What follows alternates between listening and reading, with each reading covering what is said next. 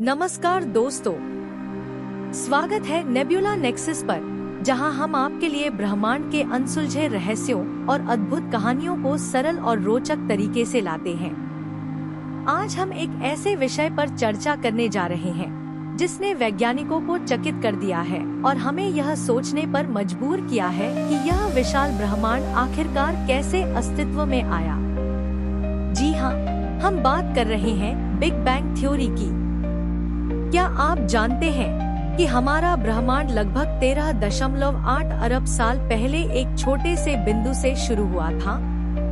तो चलिए आज हम इस सफर की शुरुआत करते हैं और जानते हैं कि कैसे यह विशाल और अद्भुत ब्रह्मांड बना। यह सफर वाकई चौंका देने वाला है। तैयार हैं आप? चलिए शुरू करते हैं।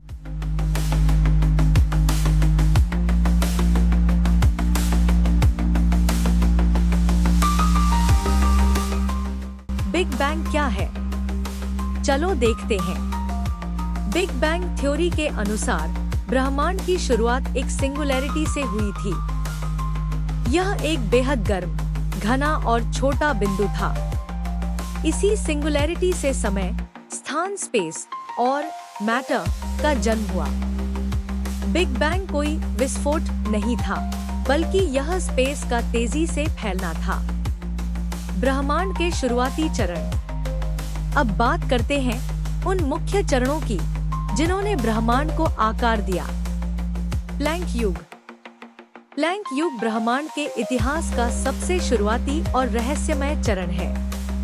यह वह समय है जब ब्रह्मांड का जन्म हुआ था और इसे 0 से 10⁻43 सेकंड तक का समय माना जाता है। यह अवधि इतनी छोटी है कि इसे कल्पना करना भी मुश्किल है। आइए इसे विस्तार से समझते हैं। प्लैंक युग क्या है, चलिए जानते हैं। प्लैंक युग वह समय है जब ब्रह्मांड एक सिंगुलैरिटी से शुरू हुआ। यह सिंगुलैरिटी अनंत घनत्व और तापमान वाला बिंदु था। इस समय ब्रह्मांड का आकार इतना छोटा था कि इसे केवल क्वांटम भौतिकी के नियमों से ही समझा जा सकता है। अब बारी है प्लैंक युग की विशेषताएं पर नजर डालने की। भौतिकी के नियमों का विफल होना।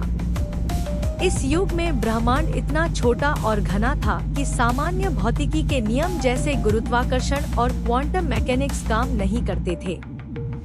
गुरुत्वाकर्षण का अलग होना।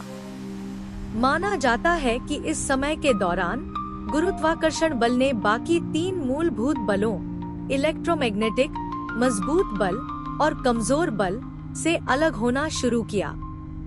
तापमान और ऊर्जा। इस युग में ब्रह्मांड का तापमान और ऊर्जा स्तर असाधारण रूप से उच्च था। यह लगभग 103210 डिग्री केल्विन तक था। इतनी अधिक ऊर्जा में पदार्थ और ऊर्जा के बीच कोई फर्क नहीं था। प्लैंक युग के दौरान ब्रह्मांड का व्यवहार कैसा था, चलो देखते हैं। ब्रह्मांड एक बेहद छोटी अवस्था में था, एक क्वांटम फोम की तरह। समय और स्थान, स्पेस टाइम का अर्थ अस्पष्ट था और यह क्वांटम उतार चढ़ाव, फ्लक्चुएशंस से प्रभावित था। वैज्ञानिक चुनौतियां। प्लैंक युग को पूरी तरह समझना मुश्किल है क्योंकि आज के पास ऐसे उपकरण या सिद्धांत नहीं है जो इतनी उच्च ऊर्जा स्थितियों का अध्ययन कर सके। वैज्ञानिकों को उम्मीद है कि एकीकृत सिद्धांत, थ्योरी ऑफ एवरीथिंग, से इस युग के रहस्यों को सुलझाया जा सकेगा। प्लैंक युग वह समय है जब ब्रह्मांड का पहला अध्याय लिखा गया।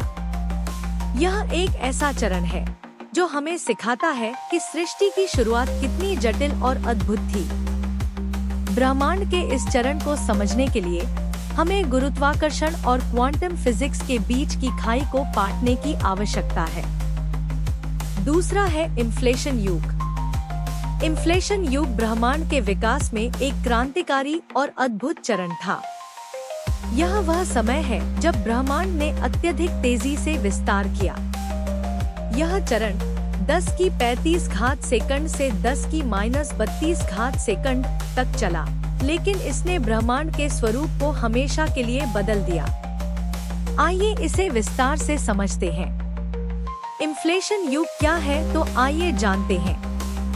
इन्फ्लेशन युग ब्रह्मांड के इतिहास का वह समय है जब यह अपने शुरुआती आकार से प्रकाश की गति से भी अधिक तेजी से फैला। यह फैलाव इतना तेज था कि ब्रह्मांड का आकार सेकंड के अंश में अरबों गुना बढ़ गया। यह एक एक्सपोनेंशियल एक्सपेंशन था। अब बारी है इन्फ्लेशन युग की विशेषताएं पर नजर डालने की। अत्यधिक तेजी से विस्तार। इस समय ब्रह्मांड का आकार बेहद छोटा था, लेकिन अचानक यह एक फुटबॉल की गेंद जितना बड़ा हो गया। होमोजेनिटी और आइसोट्रॉपी। इस युग ने ब्रह्मांड को एक समान, होमोजीनियस और हर दिशा में समान, आइसोट्रोपिक बना दिया। क्वांटम उतार चढ़ाव। इस चरण में क्वांटम उतार चढ़ाव हुए, जिन्होंने आगे चलकर ब्रह्मांड में गैलेक्सियों और तारे बनने की बीज भूमिका निभाई।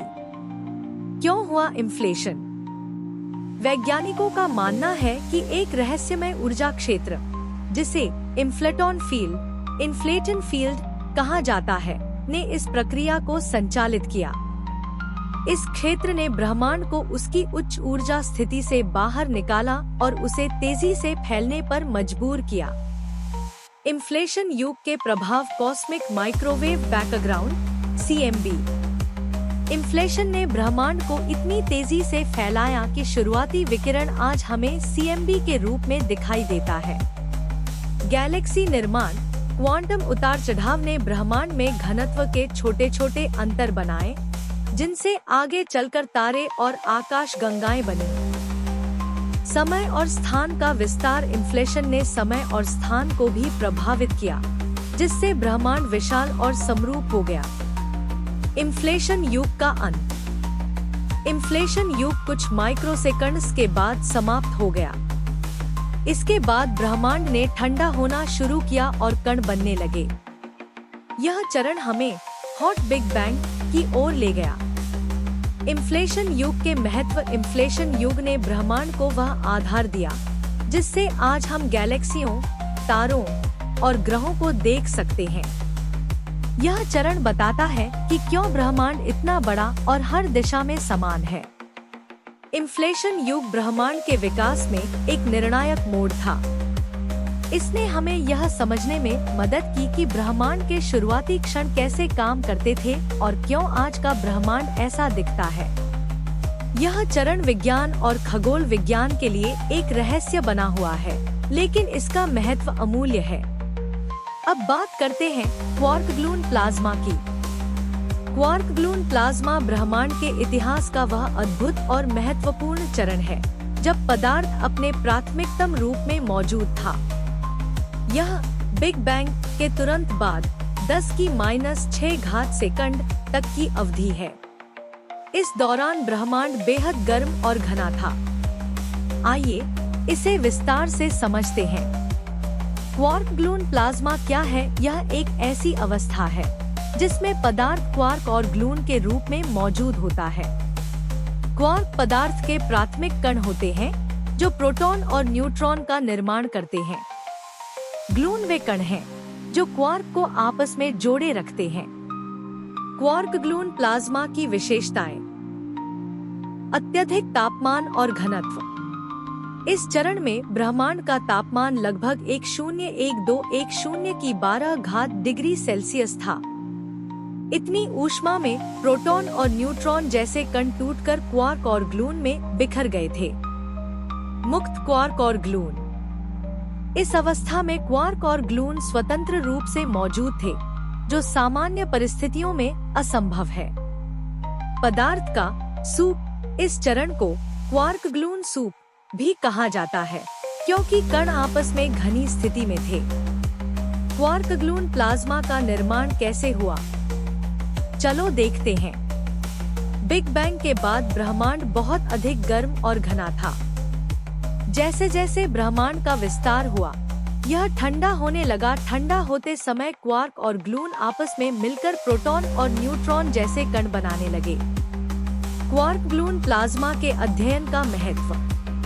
वैज्ञानिकों ने यह स्थिति लेजर और पार्टिकल कोलाइडर जैसे लार्ज हैड्रॉन कोलाइडर का उपयोग करके दोबारा बनाने की कोशिश की है। इसका अध्ययन करने से हमें ब्रह्मांड की शुरुआत में पदार्थ के व्यवहार को समझने में मदद मिलती है। यह हमें क्वांटम क्रोमोडायनेमिक्स जैसे सिद्धांतों को जांचने का मौका देता है। क्वार्क ग्लून प्लाज्मा का अंत कैसे हुआ, आइए देखते हैं। ब्रह्मांड के ठंडा होने पर क्वार्क और ग्लून ने मिलकर स्थिर कण जैसे प्रोटॉन और न्यूट्रॉन का निर्माण किया। इसके बाद ब्रह्मांड में न्यूक्लियोसिंथेसिस की प्रक्रिया शुरू हुई, जिससे हल्के तत्व बने। वैज्ञानिक प्रयोग लार्ज हैड्रॉन कोलाइडर (LHC) और रिक जैसे उपकरणों में वैज्ञानिकों ने क्वार्क ग्लून प्लाज्मा की स्थिति को दोबारा बनाया। इन प्रयोगों से ब्रह्मांड के शुरुआती क्षणों के भौतिक गुणों को समझने में मदद मिलती है। क्वार्क ग्लून प्लाज्मा ब्रह्मांड के विकास का एक रोमांचक चरण है। यह वह समय था जब ब्रह्मांड ने पहली बार अपनी जटिल संरचना बनाने की शुरुआत की। इस अवस्था को समझना न केवल ब्रह्मांड के शुरुआती पलों की जानकारी देता है, बल्कि यह भी दिखाता है कि पदार्थ अपने मूलभूत स्वरूप में कैसा होता है। न्यूक्लियोसिंथेसिस। न्यूक्लियोसिंथेसिस ब्रह्मांड के विकास का वह महत्वपूर्ण चरण है, जिसमें प्राथमिक तत्वों का निर्माण हुआ। यह प्रक्रिया बिग बैंग के लगभग 3 मिनट बाद शुरू हुई, जब ब्रह्मांड का तापमान और घनत्व इतना कम हो गया कि परमाणु नाभिक बनने लगे। आइए इस प्रक्रिया को विस्तार से समझते हैं। न्यूक्लियोसिंथेसिस क्या है? न्यूक्लियोसिंथेसिस वह प्रक्रिया है जिसमें प्रोटॉन और न्यूट्रॉन आपस में मिलकर हल्के तत्वों के नाभिक न्यूक्लियाई का निर्माण करते हैं। इसे बिग बैंग न्यूक्लियोसिंथेसिस भी कहा जाता है। इस चरण में मुख्य रूप से हाइड्रोजन, हीलियम और थोड़ी मात्रा में लिथियम और बेरिलियम जैसे हल्के तत्व बने। न्यूक्लियोसिंथेसिस की समयावधि। यह प्रक्रिया लगभग 3 से 20 मिनट तक चली।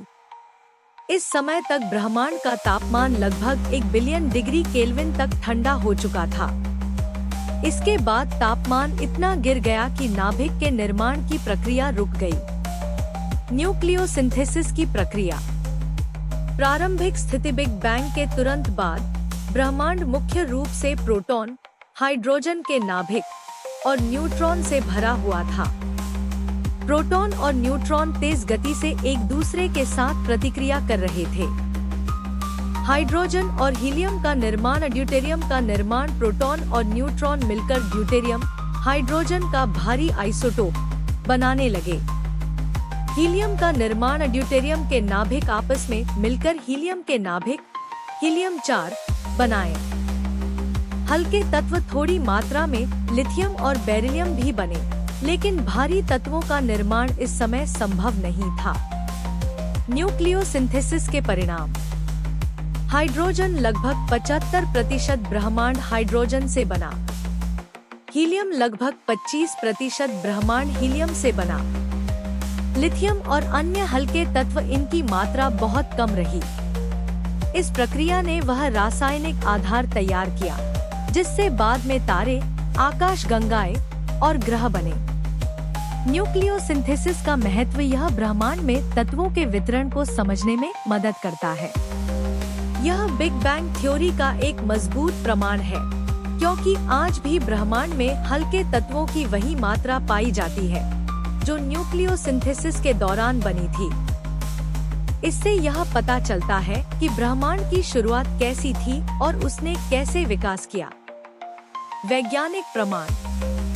हल्के तत्वों की मात्रा हाइड्रोजन, हीलियम और लिथियम की वर्तमान मात्रा न्यूक्लियोसिंथेसिस के पूर्वानुमानों से मेल खाती है। Cosmic microwave background. यह दर्शाता है कि ब्रह्मांड उस समय कितना घना और गर्म था। न्यूक्लियोसिंथेसिस ब्रह्मांड की पहली रासायनिक प्रक्रिया थी, जिसने हल्के तत्वों का निर्माण किया। यह चरण बताता है कि कैसे प्रोटॉन और न्यूट्रॉन आपस में मिलकर पहले नाभिक और फिर परमाणु बनाने लगे। आज हम जिन तारों, ग्रहों और आकाशगंगाओं को देखते हैं, वे सभी इसी प्रक्रिया से उत्पन्न तत्वों के कारण संभव हो पाए। फोटोन युग। ब्रह्मांड के विकास में वह चरण है जब फोटोनों, प्रकाश के कणों ने मुख्य भूमिका निभानी शुरू की। यह चरण बिग बैंग के लगभग 3,80,000 साल बाद शुरू हुआ, जब ब्रह्मांड इतना ठंडा हो गया कि तटस्थ परमाणु बनने लगे। इस प्रक्रिया ने ब्रह्मांड के स्वरूप को हमेशा के लिए बदल दिया। आइए इसे विस्तार से समझते हैं। फोटॉन युग क्या है?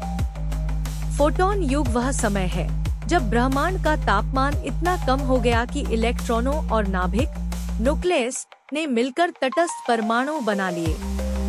इस चरण में कॉस्मिक माइक्रोवेव बैकग्राउंड का निर्माण हुआ, जो आज भी वैज्ञानिकों को ब्रह्मांड के शुरुआती समय की जानकारी देता है। फोटॉन युग की शुरुआत जब ब्रह्मांड लगभग 380,000 साल पुराना था। इसका तापमान लगभग 3000 केल्विन तक गिर गया। इस ठंडे वातावरण में इलेक्ट्रॉन और प्रोटॉन ने आपस में मिलकर हाइड्रोजन के तटस्थ परमाणु बनाए। इससे पहले इलेक्ट्रॉन और फोटॉन आपस में लगातार टकराते रहते थे, जिससे फोटॉन स्वतंत्र रूप से यात्रा नहीं कर सकते थे। पुनर्संयोजन इलेक्ट्रॉनों और नाभिक के आपस में जुड़ने की प्रक्रिया को पुनर्संयोजन रिकॉम्बिनेशन कहते हैं। इस प्रक्रिया के बाद फोटोनों ने स्वतंत्र होकर ब्रह्मांड में यात्रा शुरू की, जिससे आज हमें सीएमबी के रूप में उनकी छवि दिखाई देती है। कॉस्मिक माइक्रोवेव बैकग्राउंड सीएमबी वह विकिरण है जो ब्रह्मांड के इस चरण का प्रमाण है। यह विकिरण ब्रह्मांड के हर कोने में समान रूप से पाया जाता है। 1965 में वैज्ञानिकों ने इसे खोजा, जो बिग बैंग थ्योरी के सबसे बड़े प्रमाणों में से एक है। फोटॉन युग की विशेषताएं: तटस्थ परमाणुओं का निर्माण, इलेक्ट्रॉन और नाभिक के जुड़ने से हाइड्रोजन और हीलियम जैसे तटस्थ परमाणु बने। ब्रह्मांड पारदर्शी हो गया। तटस्थ परमाणु बनने के बाद फोटॉन बिना किसी रुकावट के यात्रा कर सकते थे। फोटोनों का प्रभुत्व ब्रह्मांड में फोटोनों का विकिरण ऊर्जा पर नियंत्रण था। गुरुत्वाकर्षण प्रभाव: इस चरण में ब्रह्मांड के पदार्थ ने गुरुत्वाकर्षण के कारण समूह बनाना शुरू किया, जिससे बाद में तारे और आकाश गंगाएं बनी। फोटॉन युग का महत्व: यह चरण ब्रह्मांड को पारदर्शी बनाने का कारण था। इससे पहले ब्रह्मांड अस्पष्ट था, क्योंकि फोटॉन बार बार कणों से टकरा रहे थे। फोटॉन युग ने हमें ब्रह्मांड के विकास और उसकी प्रारंभिक स्थितियों को समझने के लिए एक खिड़की प्रदान की। फोटॉन युग के बाद ब्रह्मांड ने ठंडा होना जारी रखा। धीरे धीरे गुरुत्वाकर्षण के प्रभाव से तारे, आकाशगंगाएं और अन्य खगोलीय संरचनाएं बनने लगी। फोटॉन युग ब्रह्मांड के विकास का एक महत्वपूर्ण मोड़ था। इस चरण ने न केवल ब्रह्मांड को पारदर्शी बनाया, बल्कि फोटोनों को स्वतंत्र रूप से यात्रा करने का अवसर दिया। आज भी कॉस्मिक माइक्रोवेव बैकग्राउंड के माध्यम से हम इस युग की झलक देख सकते हैं। यह हमें ब्रह्मांड की उत्पत्ति और उसके विकास के बारे में गहरी जानकारी देता है। तारों और आकाशगंगाओं का निर्माण 300 मिलियन साल बाद गुरुत्वाकर्षण की वजह से पदार्थ आपस में मिलकर तारे और आकाशगंगाएं बनाने लगा। तारों ने न्यूक्लियर फ्यूजन की प्रक्रिया शुरू की, जिससे भारी तत्व बने और ब्रह्मांड चमक उठा। आज का ब्रह्मांड 13.8 अरब साल बाद ब्रह्मांड लगातार फैल रहा है और ठंडा हो रहा है। इसमें डार्क मैटर और डार्क एनर्जी जैसे तत्व प्रमुख भूमिका निभा रहे हैं। हालांकि ये अब भी वैज्ञानिकों के लिए रहस्य है। बिग बैंग थ्योरी को साबित करने वाले मुख्य प्रमाण हैं। कॉस्मिक माइक्रोवेव बैकग्राउंड 1965 में खोजा गया यह विकिरण ब्रह्मांड के शुरुआती चरण का सबूत है।